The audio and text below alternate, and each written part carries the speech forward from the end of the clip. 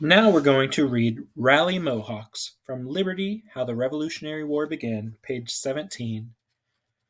The whisper went around on December 16th, 1773. Boston Harbor, a teapot tonight. Everyone who heard the whisper looked out over the water. 3 British ships laden with 90,000 pounds of tea were riding peacefully at anchor. After the Boston Massacre, Parliament had repealed the Townshend Acts, except for the tax on tea. Tea was the only British product that the Americans still refused to buy.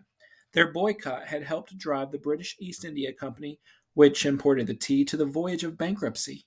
So the British Prime Minister, Lord North, had granted the British East India Company a monopoly on the American tea trade. If Americans had no other choice, he thought, they would give up and buy British tea. Americans were outraged. If Britain could grant a monopoly on tea, she could grant monopolies on everything the colonies needed. After a fiery protest meeting, a group of colonists dressed up as Indians. They disguised their faces with coal dust and paint, stuck feathers in their hats, and marched 2 by 2 down to the waterfront. At the wharf, they divided into 3 groups and boarded the tea ships. The sailors handed over the keys to the holds without a fight, and the Indians got to work. They hoisted the heavy chest of tea on deck, split each one open, and dumped the loose tea overboard. Then they slipped away. When the sun rose the next morning, piles of tea could be seen floating on the tide. This incident became known as the Boston Tea Party. A song about it was sung throughout the colonies. Rally, Mohawks, bring out your axes, and tell King George we'll pay no taxes on his foreign tea. And we're going to continue into the next page. Blows must decide, pages 18 and 19. Blows must decide, King George shouted. He was furious when he heard about the Boston Tea Party, and in his royal opinion, Britain should respond with powerful blows of brute force. Parliament passed new laws designed to govern the colonies more strictly than ever. These laws were so harsh that the colonists bitterly called them the Intolerable Acts.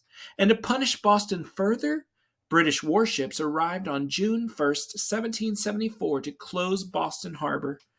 Church bells tolled from morning to night. Public buildings were draped in black, and people mourned. Many Bostonians were sailors, fishermen, merchants, and traders. They made their living from the sea. Boats brought food and supplies into the city. Would Boston starve? No! Towns, cities, and colonies all over America rallied to her aid. Soon horse-drawn carts with barrels full of corn, wheat, rice, and fish came streaming into the city. So did cattle, sheep, and goats. Many colonists were ready to fight, too. A cartload of food from Connecticut came with a letter that said, "We are ready to sprinkle the American altars with our heart's blood." And George Washington wrote, "I will raise 1,000 men, subsist them at my own expense, and march myself at their head for the relief of Boston." 4,000 redcoats, under the command of Lieutenant General Thomas Gage, arrived to occupy the city. At first, General Gage thought his job would be easy, but soon he was writing home. "If you think 10,000 men enough, send 20.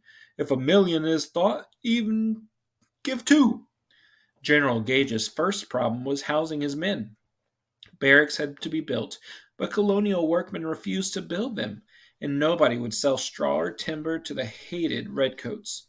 In fact, the redcoats themselves didn't seem to like their job. Many of them sneaked away and disappeared into the countryside. The Americans welcomed them. British deserters often ended up teaching colonial soldiers how to drill and use arms. Now the colonists were training daily. War might break out at any moment, and they wanted to be ready. King George had said it. Blows would decide.